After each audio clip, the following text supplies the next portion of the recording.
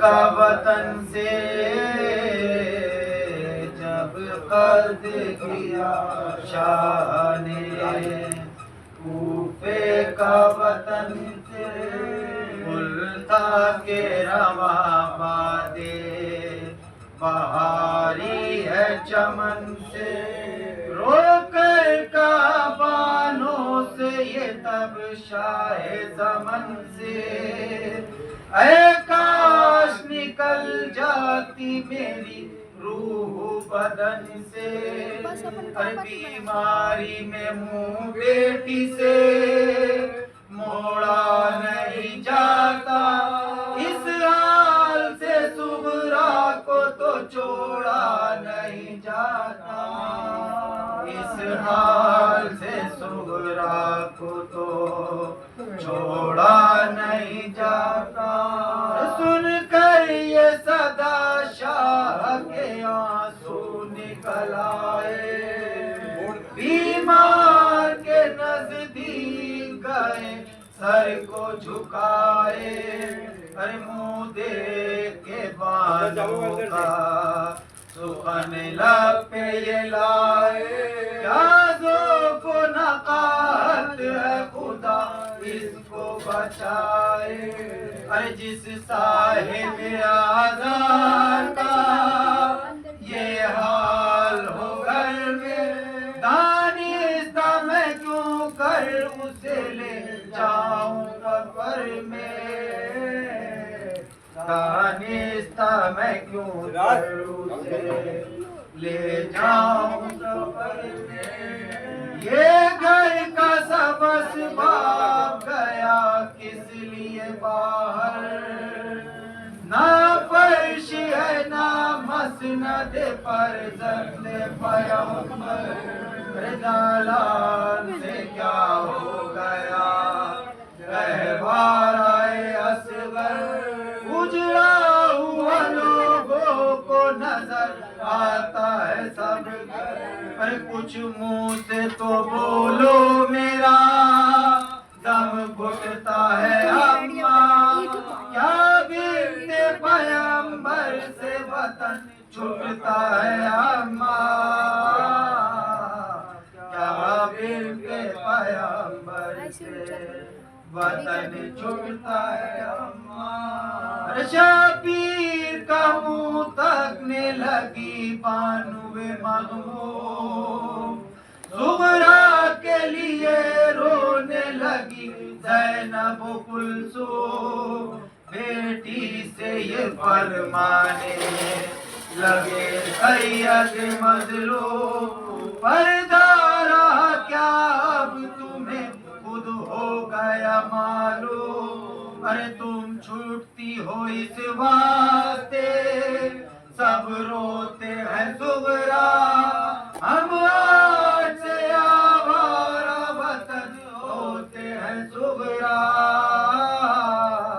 ہم آج سے آوارہ وطن ہوتے ہیں زغرا، ارے یہ بات جو ہوئے گی جو بے چین ہے مادر، ہر صبح میں پی لوں گی دوا آپ بنا کر، ہر دن بھر میری گودی میں رہے گا علی اصغر، ارے لونڈی ہوں سکینہ کی نہ سمجھو مجھے دختر، ارے میں یہ نہیں کہتی کہ ہماری میں بٹھا دو، بابا مجھے فضا کی سواری میں بٹھا دو،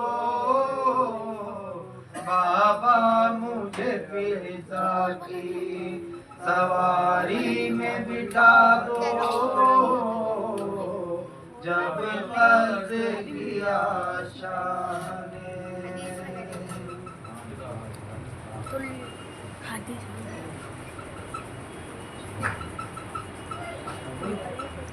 Aman? Malah? Jamil siapa ya?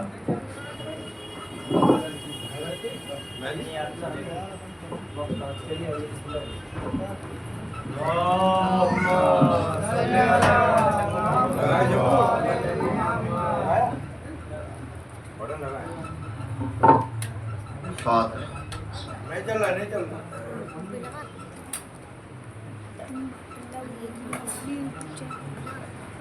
تم نے ڈالی رکھ لائک بھی چلا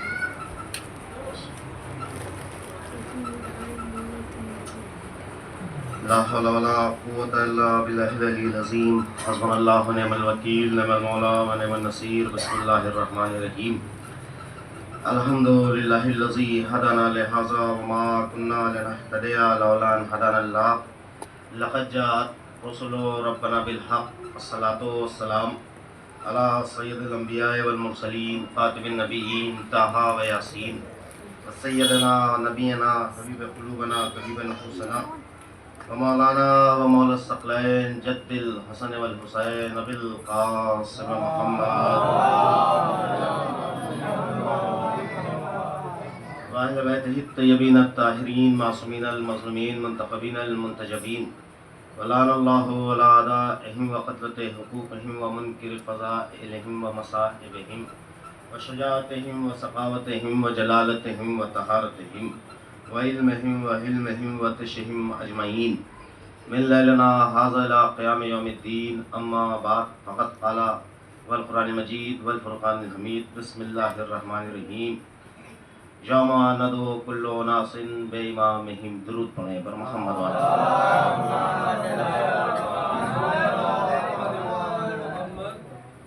لائق صدر احترام واجب الاحترام عزاداران و ماتمداران سرکار ابا عبداللہ الحسین علیہ السلام گزارش ہے ممنین سے کہ تھوڑا تھوڑا آگے تشریف لے آئیں گے درود پڑھیں پر محمد والے محمد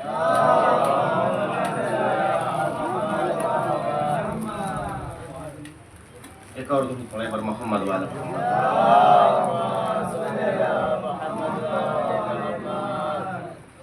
زان محترم اولا آغاز ذکر ہے حسب دستور میں پھر ایک گزارش کے طور پہ عرض کر دوں کہ صف کو مرتب رکھیں فرش اعضاء پہ صف اعضاء کو مرتب رکھیں خاص طور سے میرے بھائی میرے ساتھی میرے جوان آگے آگے بیٹھے بچوں کو آگے بٹھا لے بچے ہی سب سے پیچھے بیٹھے ہوئے ہیں ایک درود پڑھیں پر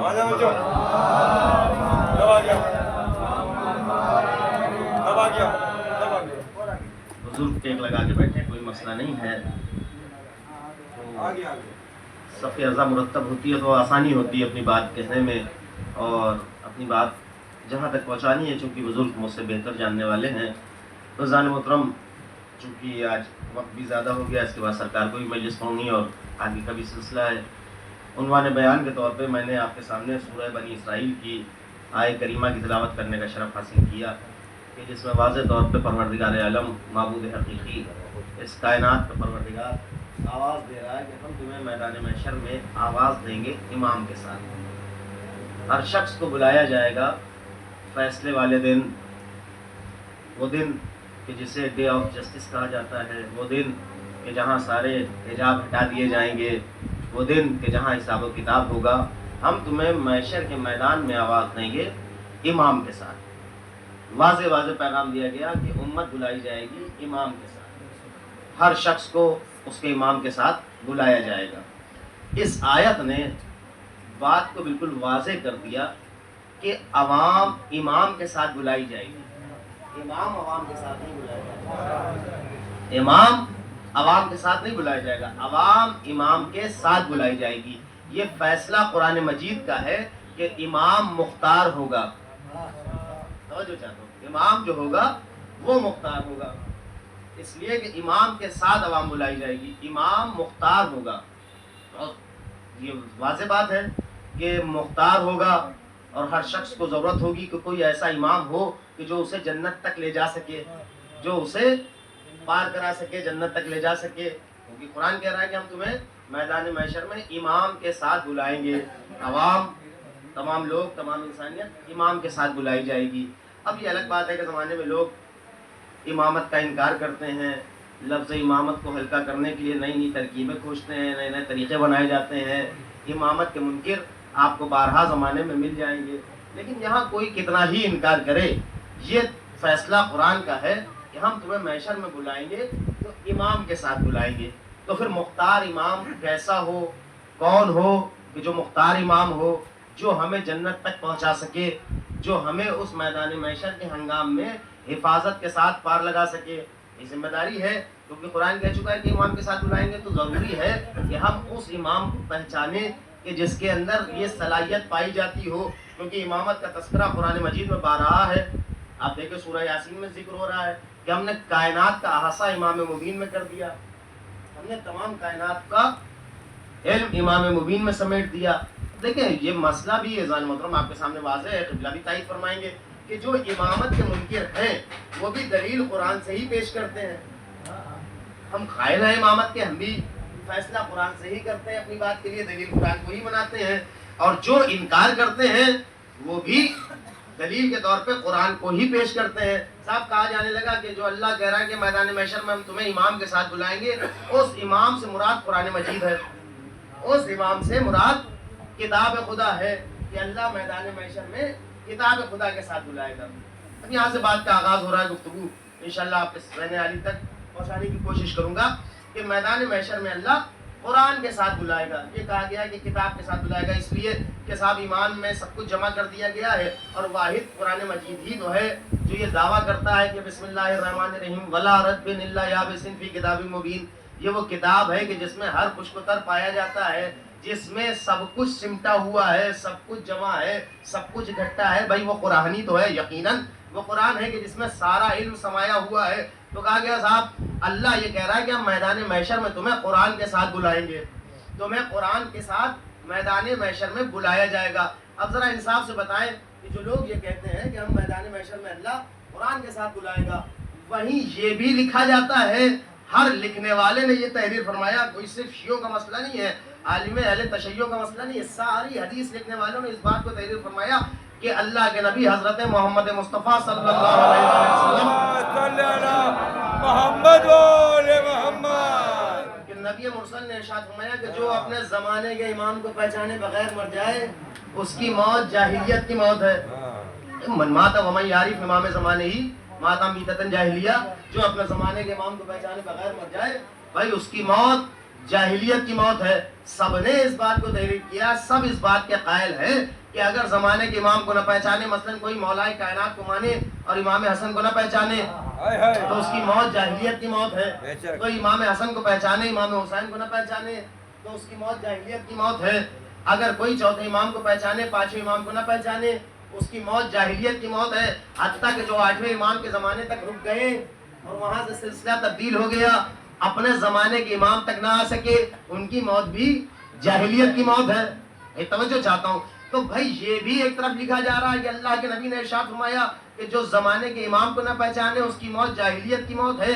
تو دوسری طرف یہ بھی کہا جا رہا ہے کہ اللہ قرآن کو امام کی شکل میں قرآن کے ساتھ میدان محشر میں بلائے گا. بھائی انصاف کیجئے، کیا زمانے کا قرآن بھی الگ الگ ہے؟ کیا ہر زمانے کا قرآن بھی الگ الگ ہے؟ اور اس حدیث کی اتنی اہمیت ہے عزیزان محترم، اتنی اہمیت ہے اس حدیث کی کہ جو نبی مرسل نے ارشاد فرمایا کہ ہم تمہیں زمانے کے امام کے ساتھ آواز دیں گے، اس کی اتنی اہمیت ہے، اتنی اہمیت ہے کہ سب نے اسے تحریر فرمایا، سب نے اسے تحریر فرمایا. اور صرف تحریر نہیں فرمایا بلکہ آپ تاریخ اسلام کے باب میں جائیں گے تو اس حدیث پر عمل کرنے والے بھی آپ کی نگاہوں کے سامنے آئیں گے. آپ کی نگاہوں کے سامنے اس حدیث پر عمل کرنے والے بھی آئیں گے کہ جنہوں نے اس حدیث پر عمل کیا اور بڑے عجب انداز میں عمل کیا. تاریخ اسلام میں ایک نام ملتا ہے عبداللہ ابن عمر. عبداللہ ابن عمر ایک نام ملتا ہے، اور وہ صحابہ کرام مانے جاتے ہیں کہ صاحب وہ صحابہ کرام میں سے ہیں، اور ان سے بہت ساری حدیثیں کوٹ کی جاتی ہیں. جہاں بھی بیان ہوتا ہے، تقریر ہوتی ہے، پیغام ہوتا ہے، تو ان کے حوالے سے تقریر میں حدیثیں پیش کی جاتی ہیں کہ صاحب وہ صحابی رسول تھے، انہوں نے یہ بات بیان فرمائی، یہ بات بیان فرمائی، یہ بات بیان فرمائی. لیکن میں آپ کے سامنے نتیجہ بس جلدی سے عرض کرنا چاہتا ہوں، انشاءاللہ کل سے پھر سلسلہ کلام جاری رہے گا کہ ان کے حوالے سے انہیں صحابی رسول کہا جاتا ہے، ان کے حوالے سے بہت ساری حدیثیں سنائی جاتی ہیں. تاریخ بتاتی ہے کہ جب حجاج بن یوسف نے آنے کے بعد مدینے میں ظلم کرنا شروع کیا اور لوگوں کو مارنا پیٹنا اور قتل کرنا شروع کیا، تو اس نے عبداللہ ابن زبیر کی لاش کو چوراہے پر لٹکا دیا. اس نے عبداللہ ابن زبیر کی لاش کو چوراہے پر لٹکا دیا، مکے کے چوراہے پر عبداللہ ابن زبیر کی لاش کو لٹکا دیا.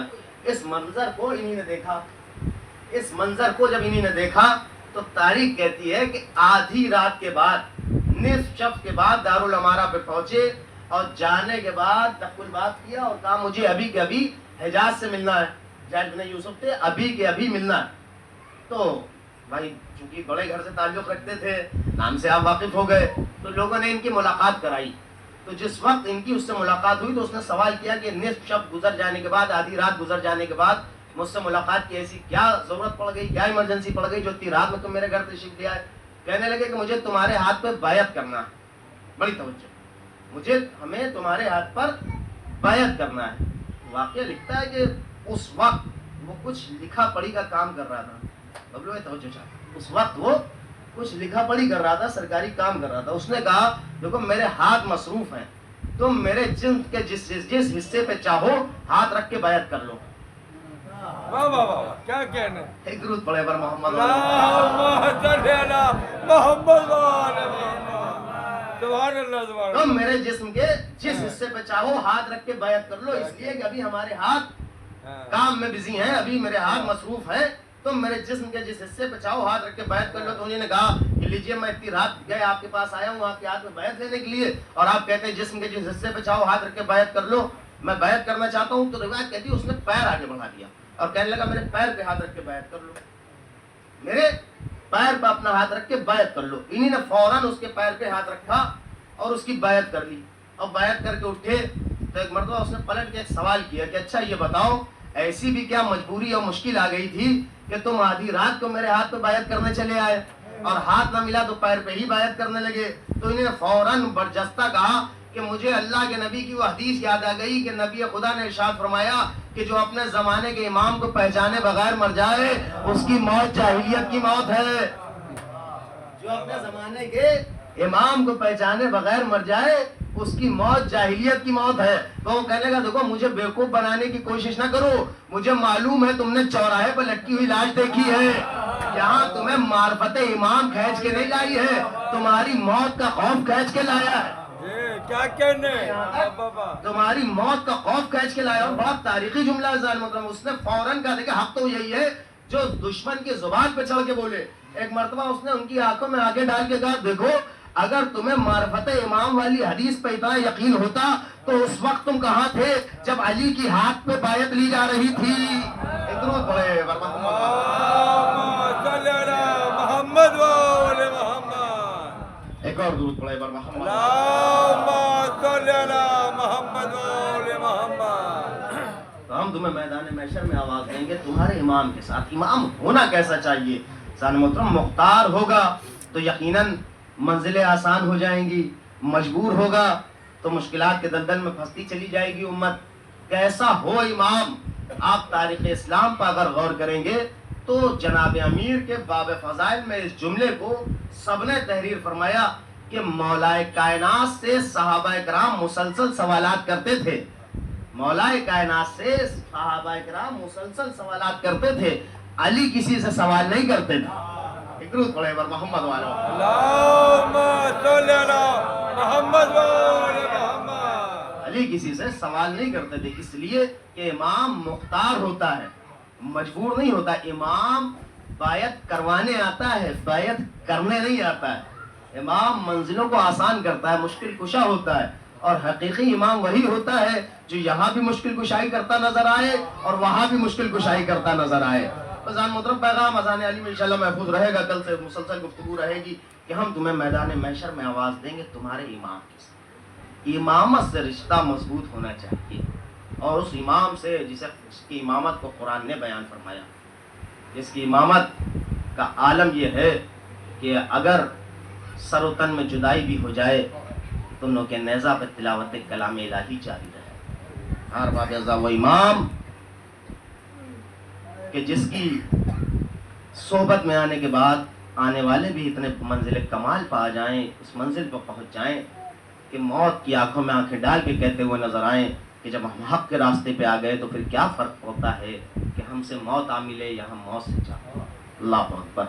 ہر باب ازا اس ماہ محرم کا چاند نمودار ہو گیا. خدا کوئی غم نہ دے سوائے غم مظلوم کربلا کے. مقاتل لکھتے ہیں کہ جب فلک پہ محرم کا چاند نمودار ہوتا ہے تو ملائکہ حسین غریب کا خون بھرا کردہ فضاؤں میں لہراتے ہیں. جب فضاؤں میں امام حسین کا خون آلود کرتا لہرایا جاتا ہے تو مومنوں کے دل بھر آتے ہیں. ہاں بابا کیوں نہ بھرائیں.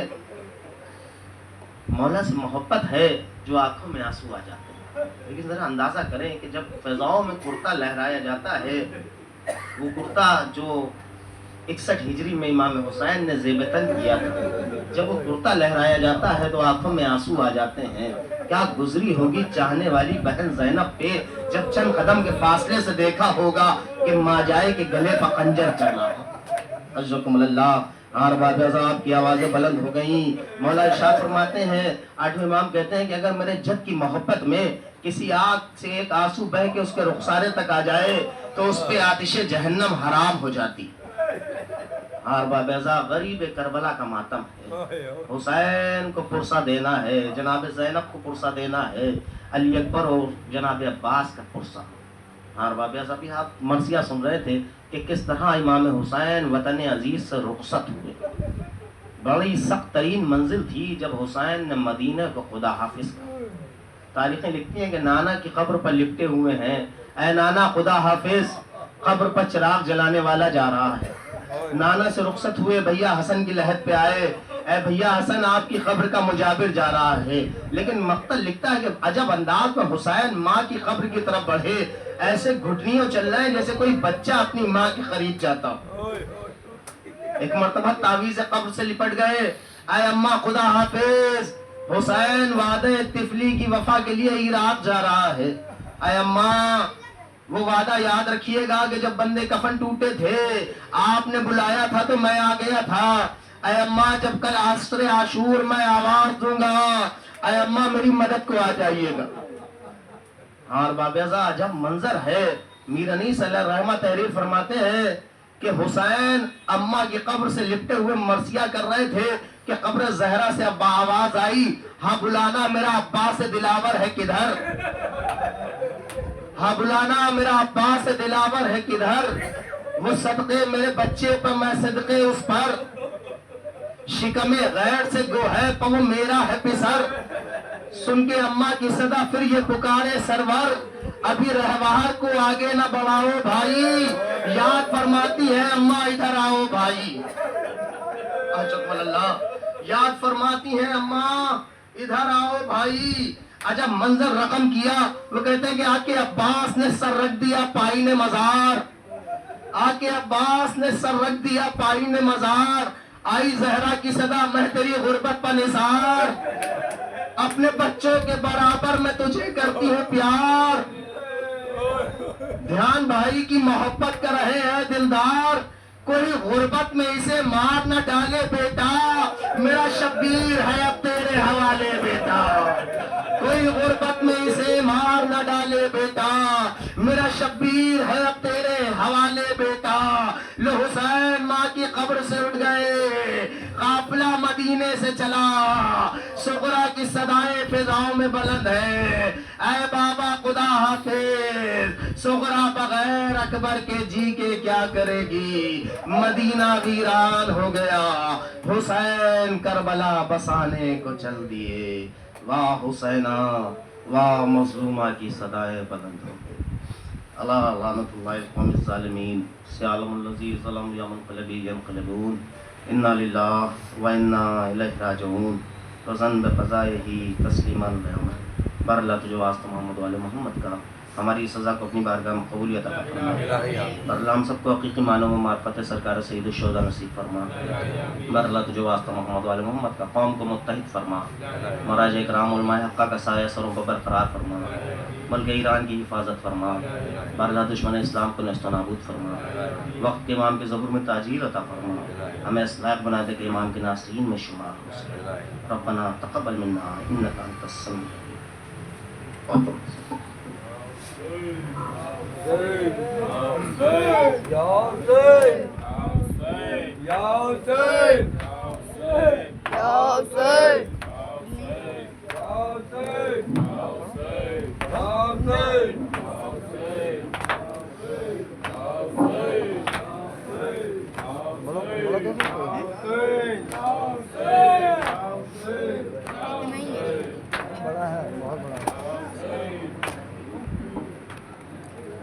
ہم کو فرش عزا مل گیا ہے،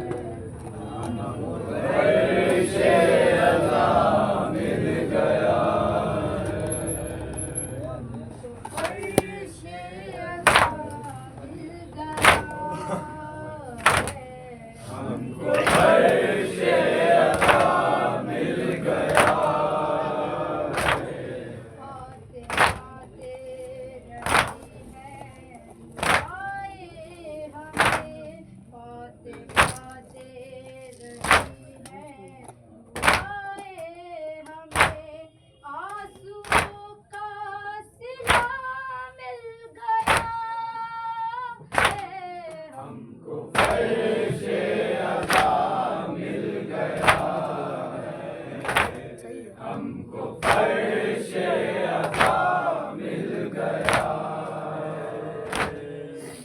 محمد یہ احسان ہے آپ کا، یا محمد یہ احسان ہے آپ کا، ہم کو دین خدا مل گیا ہے، ہم کو فرش عطا مل گیا، ہم کو فرش عطا مل گیا، ہم کو پرچم کی ٹھنڈی ہوائیں ملی، ہم کو پرچم کی ٹھنڈی ہوائیں ملی، جین کا حوصلہ مل گیا ہے، ہم کو فرش عطا مل گیا ہے، ہم کو فرش عطا مل گیا ہے، راہ انسانیت سے نہ بھٹکا کبھی، راہ انسانیت سے نہ بھٹکا کبھی، جس کو تیرا پتہ مل گیا ہے، ہم کو فرش عطا مل گیا ہے، ہم کو فرش عطا مل گیا ہے، مجلسوں کی بدولت زمانے کو بھی، مجلسوں کی بدولت زمانے کو بھی، علم کا انعام مل گیا ہے، ہم کو فرش عطا مل گیا ہے، ہم کو فرش عطا مل گیا ہے، جتنا مانگا تھا راہب نے شبیر سے، جتنا مانگا تھا راہب نے شبیر سے، اس کو اس سے سوا مل گیا ہے، ہم کو فرش عطا مل گیا ہے،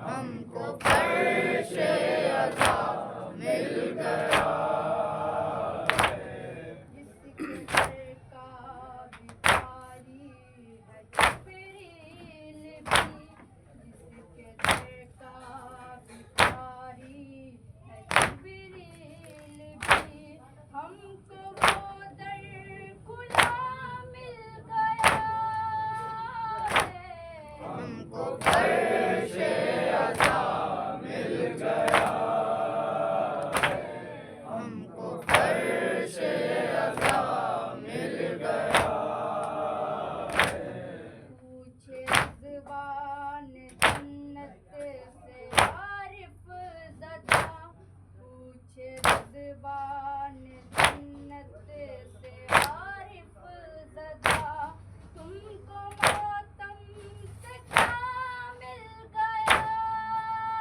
ہے، ہم کو فرش عطا مل گیا ہے، ہم کو فرش عطا مل گیا ہے، حسین ہے سفینہ نجات، ماتم حسین زندہ باد زندہ باد، مجلس حسین ہے سفینہ نجات، ماتم حسین زندہ باد زندہ باد، وہ حسین جس کو رو رہی ہے کائنات، ماتم حسین زندہ باد زندہ باد، مجلس حسین ہے سفینہ نجات، ماتم حسین زندہ باد زندہ باد، وہ حسین جس نے اپنا سر کٹا دیا، حسین جس نے اپنا گھر لٹا دیا، وہ حسین دین کو جو دے گیا، ماتم حسین زندہ باد زندہ باد، مجلس حسین ہے سفینہ نجات، ماتم حسین زندہ باد زندہ باد، وہ حسین لوٹ کر گیا نہ جو وطن، کربلا کی خاک نے دیا جسے کفن، ایک دن میں لٹ گئی ہو جس کی کائنات، ماتم حسین زندہ باد زندہ باد، مجلس حسین ہے سفینہ نجات، ماتم حسین زندہ باد زندہ باد، مجلس حسین ہے سفینہ نجات، ماتم حسین زندہ باد زندہ